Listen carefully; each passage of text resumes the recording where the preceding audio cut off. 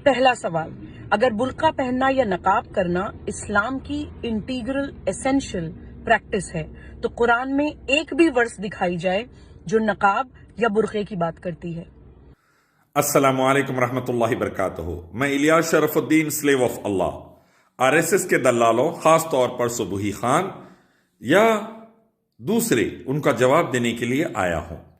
4 सवाल कर्नाटका के हिजाब रो पर हिजाब के मसले पर उसने किए हैं। पहला सवाल देखिए, सुबही खान, इसका जवाब यह है कि आप अगर कुरान पढ़ेंगे तर्जुमे से, सूरह नूर चैप्टर 24 वर्स 31 और सूरह अहज़ाब चैप्टर 33 वर्स 59, अल्लाह ताला हुक्म देते हैं ईमान वाली औरतों के लिए कि जब बाहर जाएं तो जिलाब हिन्ना, अपने ऊपर चादरें डाल लें। पता चला कि जब भी लड़कियां बाहर जाएगी तो अपने ऊपर चादर डाल लेगी, औरतें बाहर जाएगी चादर डाल लेगी। इसे हिजाब कहते हैं, अपने आप को कवर कर लेना। और दूसरी बात, Rigveda book number 8 chapter number 33 में भी यही हुक्म है कि जब हिंदू लड़कियां बाहर जाए तो अपने आप पर चादरें डाल लें। आरएसएस बीजेपी वाले ना हिंदू है ना हिंदुस्तानी। वैसे ही सुबही खान, तुम भी ना मुसलमान बच रही ना इस्लामी, तो ऐसी दल्लाली कर कर जहन्नुम में ना जाओ। दूसरा सवाल, अगर ये हमारे संविधान के अनुच्छेद 25 में दिया हुआ धार्मिक स्वतंत्रता के अधिकार की बात है तो सेम यही अधिकार अलीगढ़ मुस्लिम विश्वविद्यालय में या जामिया में पढ़ने वाले गैर मुस्लिम छात्रों और छात्राओं को क्यों नहीं दिया जाता है? वहां पर ड्रेस कोड पॉलिसी और स्कूल की पॉलिसी की बात कर गैर मुस्लिम बच्चों को शेरवानी या शलवार कमीज पहनने के लिए मजबूर क्यों किया जाता है? दूसरा सवाल, आर्टिकल 25 के तहत अलीगढ़ और जामिया के बच्चियों को या बच्चों को अपना अपना लिबास पहनने की इजाजत क्यों नहीं दी जाती, पूछ रही हैं आप। इसका जवाब सुनिए कि वहां पर आज भी जामिया में मैंने खुद देखा है, गैर मुस्लिम लड़कियां अपनी मर्जी का लिबास, जीन्स, टॉप्स, टी शर्ट्स पहनकर आती हैं। मर्जी का आज भी चल रहा है, क्योंकि भारत में इस्लामी कानून नाफिज नहीं है। इसीलिए कोई बुर्का पहनती है लड़कियां मुसलमान, कोई गैर मुस्लिम लड़कियां जीन्स टॉप्स में आती है जामिया में। तो आप झूठ और नफरत फैलाकर, सावरकर की दल्लाली कर कर, अंग्रेजों के साथ मिलकर देश को टुकड़े टुकड़े और बर्बादी ना करें, आरएसएस के पिल्ले ना बने। तीसरा सवाल, अगर ये महिलाओं के चुनने के अधिकार की बात है तो मेरे जैसी मुसलमान महिलाएं जो हिजाब नहीं करना चाहती हैं या फिर अपनी मर्जी से करना चाहती हैं, जो बाल खोलना चाहती हैं, जो स्वतंत्रता के साथ जीना चाहती हैं, उनके चुनने के अधिकार का क्या? उनको काफिर होने का या खराब महिला होने का सर्टिफिकेट क्यों दिया जाता है? तीसरा सवाल, आपने कहा है कि जो महिलाएं बेपर्दा आवारा तौर पर फिरना चाहती हैं, बाल खुले रखकर, उनके अधिकार को क्यों नहीं माना जाता?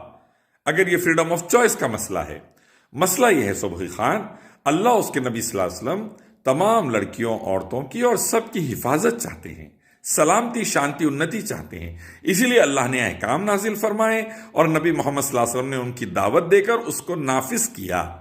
अब अगर आप इस पर नहीं चलना चाहती है, आवारा बेपर्दा फिरना चाहती हैं, तो देख लीजिए क्या हो रहा है भारत के अंदर लड़कियों के साथ।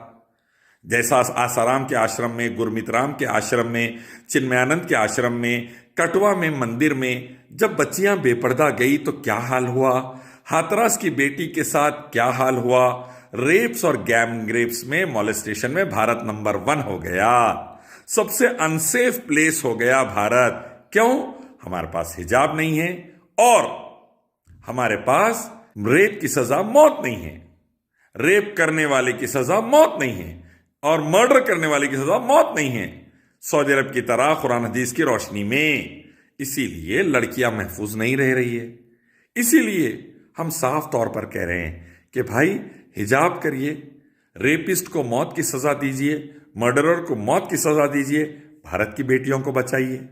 लेकिन यह नहीं माना जा रहा है तो बर्बादी आ रही है। आप भी बेपर्दा आवारा फिरना चाहती हैं तो फिरिए, बेपर्दा और तबाही की तरफ जाइए, अल्लाह को कोई फर्क नहीं पड़ता, आपकी परेशानी हो जाएगी। चौथा और आखिरी सवाल, हमारे घर की अगर कोई डोरबेल बजाए कोई नकाबपोश व्यक्ति, क्या हम बिना उसकी पहचान देखे उसको अपने घर में घुसने देते हैं? हम अपने घर की सुरक्षा के लिए चिंतित होते हैं। बिना जाने बिना पहचाने अपने घर में जब हम किसी को नहीं घुसने देते हैं, तो पहचान छुपाए हुए नकाबपोश लोगों को हम समाज में और अपने देश में कैसे घूमने दे सकते हैं? चौथा सवाल, सूबी खान ने कहा कि नकाबपोश व्यक्ति को घर में नहीं आने देंगे सिक्योरिटी की वजह से, तो फिर सिक्योरिटी कंसर्न्स की वजह से औरतों को नकाब कैसे लगाने देंगे? हालात खराब चल रहे हैं। तो मैं कहना चाहता हूं कि धूप से बचने के लिए गर्मी के दिनों में लाखों करोड़ हिंदू बेटियां भी नकाब लगा लेती हैं। उस पर क्यों पाबंदी नहीं लगाई जाती? फिर कहते हैं मेरा स्किन प्रोटेक्ट करना है। स्किन प्रोटेक्शन ज्यादा इंपॉर्टेंट है या देश प्रोटेक्शन? देश प्रोटेक्शन ज्यादा इंपॉर्टेंट है। फिर नकाब पर पाबंदी क्यों नहीं? वो हिंदू बेटियों की कोरोना हो गया था, कोरोना का ड्रेस पहनकर डॉक्टर की शक्ल में डाकू भी आ जा सकता, तो उस पर पाबंदी क्यों नहीं? आप कहेंगे नहीं नहीं भाई, किसी की स्किन बचाना है, किसी की जान बचाना है। वैसे ही यहां पर इस्लाम में हिजाब और नकाब किसी की इज्जत बचाना है। और सऊदी अरब में फिंगर प्रिंटिंग से आइडेंटिफिकेशन आ गया। ये टेक्नोलॉजी लेकर आ जाइए, कामयाब हो जाइए। एक अल्लाह मालिक रब की इबादत, आखिर पैगंबर मोहम्मद सल्लल्लाहु अलैहि वसल्लम की इताअत। कुरान हदीस पढ़ते तो समझते, वेदा गीता उपनिषद बाइबल गुरु ग्रंथ पढ़ते तो समझते। ना कुरान हदीस पढ़े सुबुई खान तुम और तुम्हारे आरएसएस के दलाल गुरु, ना वेदा गीता उपनिषद पढ़े, इसलिए बर्बादी में जा रहे। पढ़ो धार्मिक किताबें, अल्लाह की इबादत और नबी की इताअत और हिजाब से कामयाब हो जाओ।